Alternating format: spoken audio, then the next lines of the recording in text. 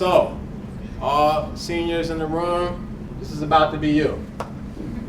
You're going to make that expression at some point in time. It could be, that paper's due tomorrow? What? That midterm was really hard. That's how you walk out. You make that face, right? I joined too many activities. There's meetings every night. I have no time for myself. You make that face. Everybody's going to do it. Everybody's going to do it because college is hard for everybody. No matter where you go, no matter who you are, college is hard. You're not the only one that's going to think college is hard. Everybody's going to think college is hard because I just said college is hard. You don't know what you don't know. You just might not know more of it. The most important word here is might. So the assumption for first gen students is that, oh, you guys don't have any exposure to college, you don't know what's going on. Again, college is hard for everybody. Just because your parents or people in your immediate vicinity may not have a college degree, there may be some college, you may have visited college, you may have done college prep programs, so you might know a lot, but you still don't know what you don't know because you haven't been there, which is why I wrote this book, which I'm not going to talk about because that's not the point of the presentation. But this book talks about all these things that are basic for anybody. Like, you need to know how to build your team. You need to know about time management. Your team is your team on campus. We heard earlier about a village. It takes a village to get you to college. It takes a village to get you through college. You need to know about the campus resources, studying, balance, exam prep, networking, and so much more. It's all in there. So no matter if you're first gen, no matter if you're fourth gen Penn alum, like, I give this out to Penn students whose parents went to Penn because they don't know what they don't know, because yes, your parent went to Penn, but you didn't go to Penn. So you don't know yet. You think you know, but you don't really know. That's all in there. But we're not going to talk about that. We're going to talk about the top 10 list of realities for first gen and students of color. Are y'all ready? Are y'all ready? Yes, sir. You think you're ready, but you're not really ready. Are y'all ready for this? Oh, exactly. Y'all ready for the theme party? So these are not black people. Yeah, you can't see in the back. These are not black people. They have brown faces that they painted because they thought that was funny. That's not funny. This is not funny. But they're smiling in the picture. Y'all ready? Because it's going to happen. It's going to happen on your campus. Maybe not this exactly, but something like this is going to happen. It happened 2 or 3 times this past year at Penn. We just didn't really talk about it too much. We talked about the one that happened 2 years ago where someone bought a Beyonce blow-up doll, right, that was in a picture, a Christmas photo from a fraternity. So people posed kind of like this, but guys, they put the blow-up doll in the picture and then put it on social media as if no one's going to find out. Haha, that's very funny. That's not funny. But that's going to happen. These are things that aren't covered typically. Well, in some cases, books may be covered. But books are expensive. So you may get a book allowance, but it may not cover all your books. If you want to participate in Greek life, if you want to pledge a fraternity or sorority, there's expenses. If you want to go out, there's expenses. And sometimes it's that fear that I want to hang out with these people, they're going here, I want to go here, but I can't afford to go here, now I feel left out. How do I manage that? How do I balance that? Like, how do I, sometimes people's friend groups are defined by, oh, you don't have enough, you can't afford to be my friend. I've heard people say that, right? That's a reality. You can't afford to be my friend because I'm going here and you can't get in there. And it may not come off as rudely and as negatively as I just framed it, but that's the reality. That's how it can be perceived. If you have a family emergency, you may not be able to go to be where you need to be. Food, very basic need, major key in life, food. But some people are deciding, am I going to get this or am I going to get this? I got this great job interview, but I don't have a proper attire. So now you may not be able to get that job that you're highly qualified to do because you just can't make it to the interview. And who do you tell that story to? How do you advocate for yourself, right? This one is to me like so complex. I just landed this great job, but I haven't gotten paid yet for that great job because I haven't started, but I got to move to this place. How do I do that? So as a graduating senior looking forward to like starting your life, now you've got to figure out, a graduating college senior, you've got to figure out how do I move? Because I haven't gotten paid yet. Like these are things that people don't tell you about because you're worried about tuition, you're worried about housing, but these are these other things and more because this is not exhaustive. They don't tell you about this either. So you get financial aid for a freshman year. It may look different sophomore year. It may look different junior year. And by different, usually not better. Usually not better. So then you say, all right, I'm gonna go out and research scholarships. So when you research scholarships, you have to spend time to research scholarships. Time that you could be studying, time that you could be doing other things. You get the scholarship, but then it depends on different schools, but the way that they apply the scholarship to your package may actually not do it. The scholarships for $2,000, you may not actually get $2,000 in value, right? They don't tell you that. So sometimes we have these great packages at schools that say, you don't have to take out a loan to come to our school. We're gonna cover all your needs. But then your needs, the way they compute your needs, are not your actual needs. So you still do have to take out a loan.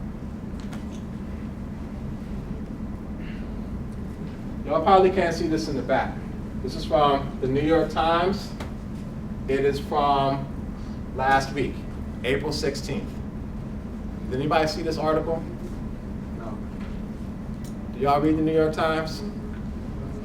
So you guys pretty much are set because you're going to college, but I haven't tested it because I heard it after I was done with college, but if you read the New York Times, it actually boosts your vocabulary, which is great for SATs, but you don't have to take SATs anymore, so you're okay. But there is this thing called GREs, if you go to grad school, so maybe consider reading the New York Times. It's online, it's free. 272 slaves were sold to save Georgetown. What does it owe their descendants? This was in the New York Times. This is being talked about on Georgetown's campus right now. So imagine any students of African descent processing this as they also get ready to take finals. Right? Imagine any other just major racist story that just pops up, right?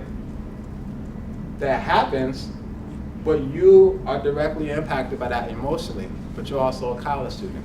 So when we deal with actual things that are going on, and we have stories like this, which again, I'm glad that this story is being told because we need to know these stories. But you also have to think about how does this impact the campus community right now in that moment, right? All the things that were going on this past December around students protesting, and people are still protesting right now about campus-based issues, around national issues.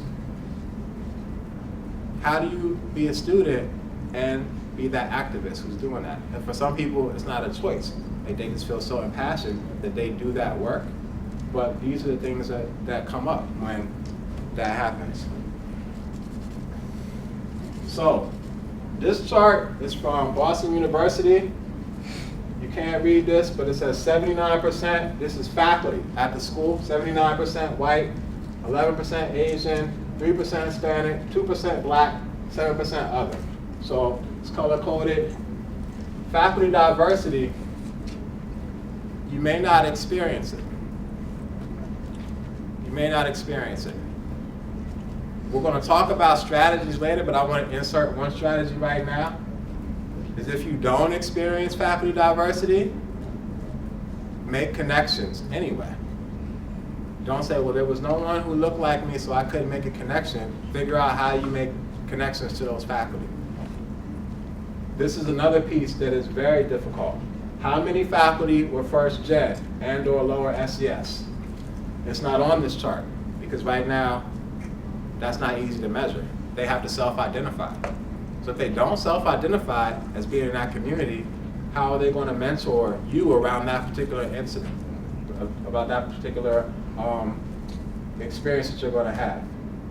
So at Penn, we have an organization called Penn First, where students started and faculty have stepped up to say, I also was a first-gen student.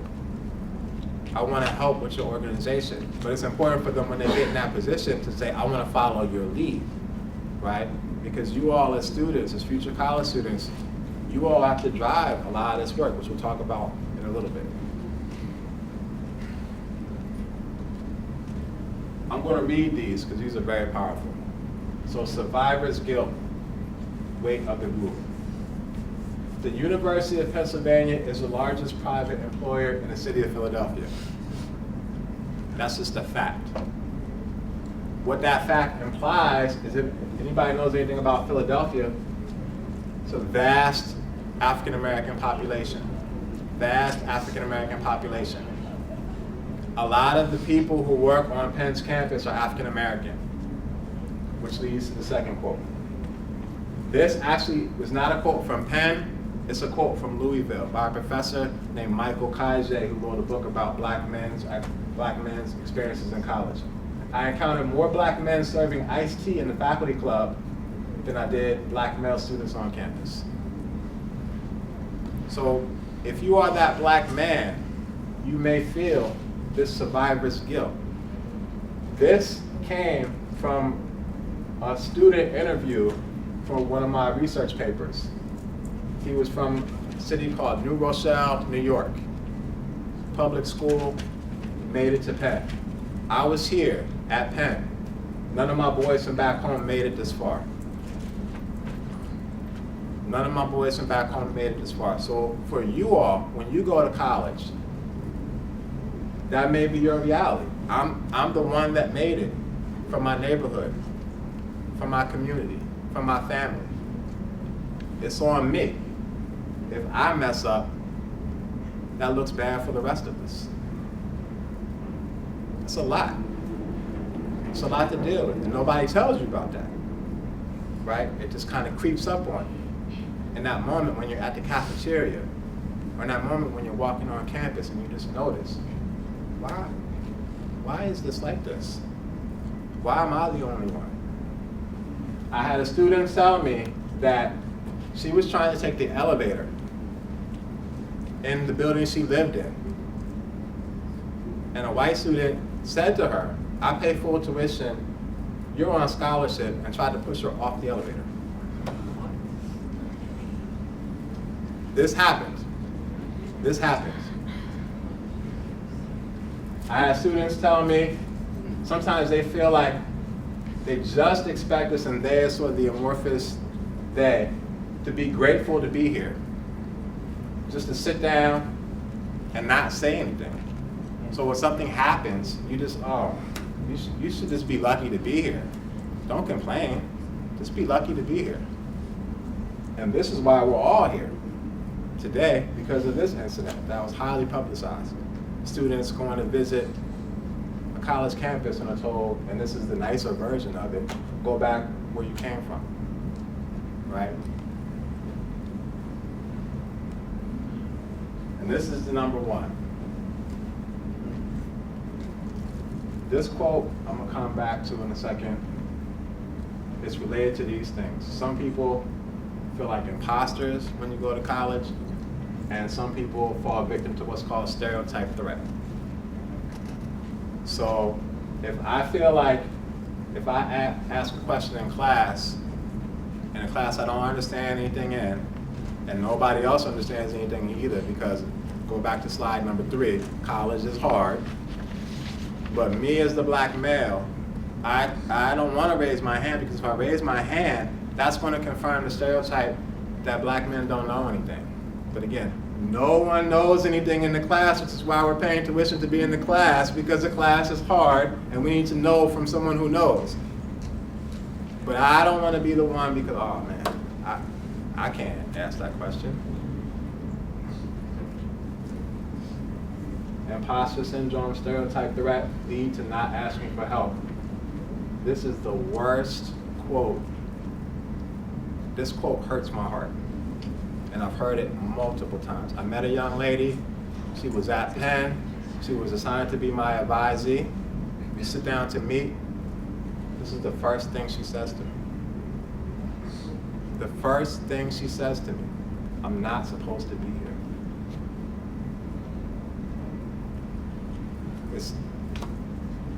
I had no words.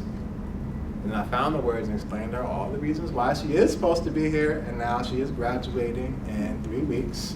So, but that wasn't the only time that I've heard some form of that. So after I explained to her why she was supposed to be here, I explained to her how she was going to use all the resources. All the resources. I went to the University of Pennsylvania. I got there in 1989. Finished in 93 with an engineering degree. I had no idea what engineering was because it's pre-internet. If you can imagine a time without the internet, I lived in it, right? Once I figured out, after freshman year, I got lucky. I did well. I didn't really know what I was doing, but things worked out for me. Sophomore year, when I started taking my rigorous engineering classes, not so much. Not so much. After the first semester, I figured out I need to figure out how to get myself together, how to understand everybody else seems to have it, even though not everybody else did have it together, but what are they doing? I had to break out of the restrictions I was putting on myself. I had to get support. I had to build networks. That opened up a new way of thinking about Penn. Penn was not a space that I was invited to and was just going to kind of tiptoe my way around and not make too much noise. I owned Penn. I owned Penn. Everything that Penn had that I could get access to, I got access to. And that's still my mentality as an employee. Everything that I can get access to, I get access to. They got a wall for climbing, the rock climbing wall. I haven't done that yet because I'm scared, but at some point in time, I'm gonna do that because they have it and I wanna do it, right? All the resources on campus, on your campus, are going to be yours. The writing center, I used that. All the tutoring resources, I used all of them because I realized, you know what? It's not about me, I'm not an imposter, because if I was an imposter, why would they have this resource? Somebody's using it, and if I'm not using it, it's not that I'm an imposter, it's that I'm stupid. I'm shooting myself in the foot. I don't want to be that person. So I used all of it. Own it all. Build your community. Both and is very important. So this actually connects to this do diversity. So I'm going to talk about both. What is diversity? What does it mean? Anybody know? Anybody know? Nobody wants to jump in on that one because it's a trick question. It doesn't really mean anything. Think about it. It doesn't mean anything. You can talk about what we think it means. Oh yeah, this room is diverse. How? I could break it down how in so many ways. But I actually don't know any of you, so how do I really know it's diverse? By default, it's diverse no matter if two people who look exactly the same, two identical twins, because they're different people. So they probably have different interests. They don't do the same thing, even though they look exactly the same, right?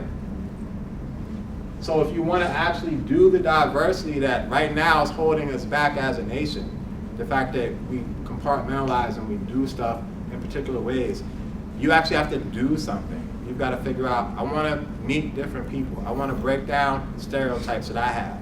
And we all have them, no matter who we are. We all have perceptions, and we all have to actively do this. So the both and is sometimes you have a comfort zone. So for me, I work at the Black Cultural Center, right? That's my job. So I do a lot of black stuff every day. But I also am very intentional about partnering with things that are going to connect my students to the whole campus, so that the whole campus can benefit from my students, and so my students can benefit from the whole campus. You have to do both and. Because if we're talking about the importance of diversity, it's really about creating a new reality. And if we don't work towards creating that new reality, we're not going to create that new reality. You have to choose your battles. So I gave the example earlier about a microaggression that happened and I have a midterm. Maybe that's not the moment for me to choose to fight that battle. Right? Sometimes you don't have a choice. Sometimes things are happening and you just feel inside like I've got to act on this right now. And sometimes people choose, I'm not taking this midterm because another unarmed black child was just killed. So that's bigger than this midterm. I'm gonna need y'all to understand that and work that out for yourselves. I'm going over here because right now, mentally, emotionally, I'm not in a space where I can even think about that midterm, right? But if it's something that you can process, something that you can deal with in a moment, you don't have to fight every single battle because sometimes you wear yourself out. So you gotta be smart about that, and it's complicated. It's very complicated and very difficult. You need as many mentors, and I give you a whole range of people who can be mentors. A mentor is another word that may need more definition because it's kind of like a broad thing, but just somebody who cares about you, right? One of the things I wrote about in higher learning and I wrote about in previous work is when you first go to campus, it's very easy to think about, oh, I just left my parents, I just left my guardians, I'm not trying to be around any adults because I'm the adult now and it's going to be my way. So when you get to college, all the adult people are like the enemy and you just want to do you. But everybody that I know, every student, every alum that I know that has made a formative connection to an adult on their campus has not just graduated but done extremely well. So you need to connect with some of those adults. It could be faculty, it could be administrators, it could be somebody like me, a culture center director, it could be the admissions person who recruiters you, maybe you have lunch from time to time, but somebody needs to care about you on that campus. You need to understand that's going to be an important part.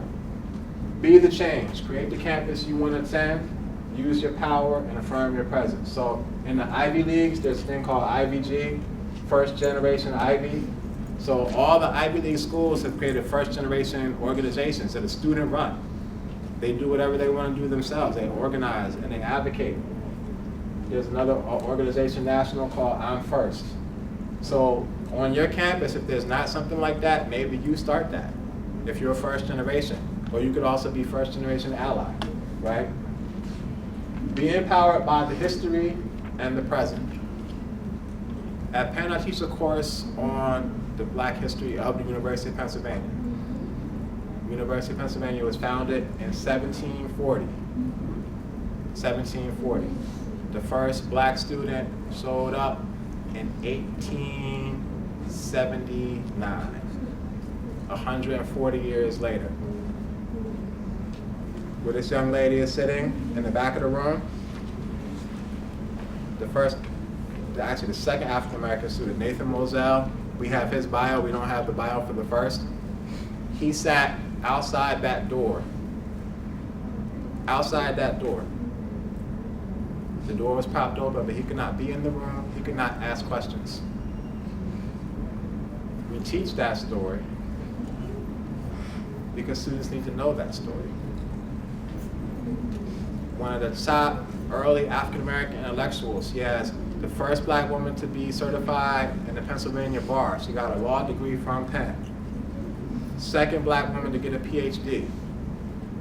Sadie Tanner Moselle Alexander. There's a school named after her, a public school named after her, a few blocks away from Penn's campus.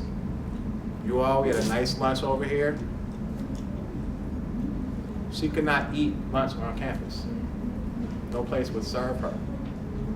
At the University of Pennsylvania, no place would serve her in the early 1900s. Every day she had to pack a lunch.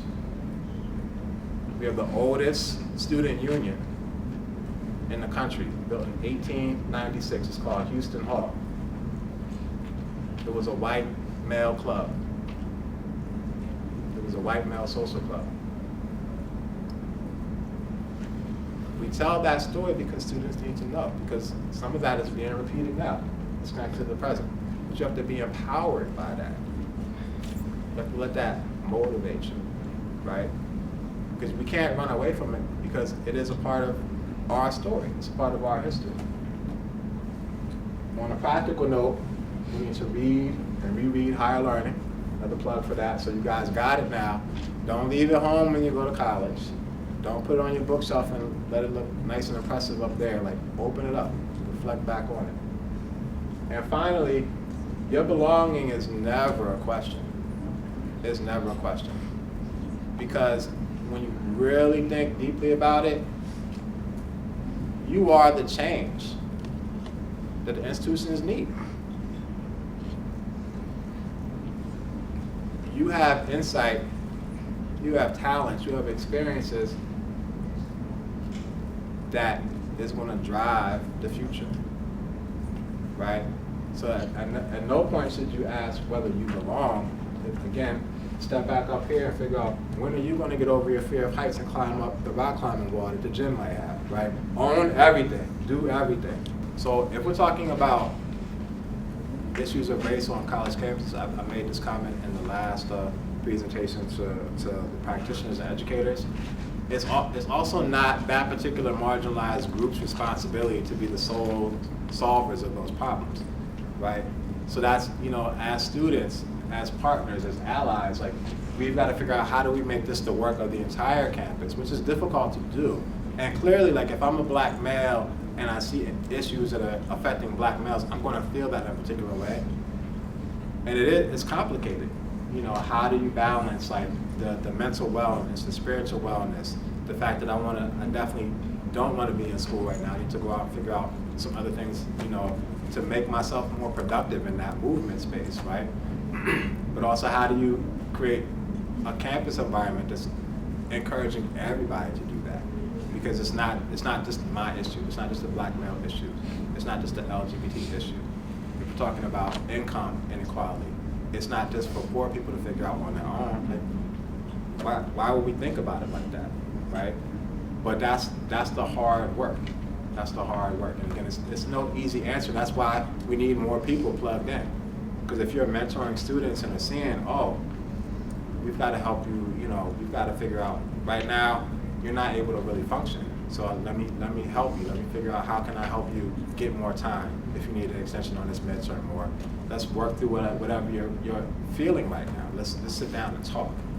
If people don't have that, then it becomes even more difficult, right? So that's why this piece is so important, And even for you all as students, like, get your first year under your belt, but even as first year students, if you feel confident in a particular area, if you know something, don't feel like, I'm not old enough to be a mentor yet. Like, if you're killing it in math and you see your friend is struggling, help them. Help them, because that actually is going to help you. It's going to reaffirm your knowledge, and it's also going to make you feel good about yourself, right? Because you're building community. So don't feel like, I don't know anything yet. If you go back a few slides ago, you don't know what you don't know, but you're going to figure it out. And actually, I'm going to pull that slide up, because I think this is one of the important things that we need to unpack.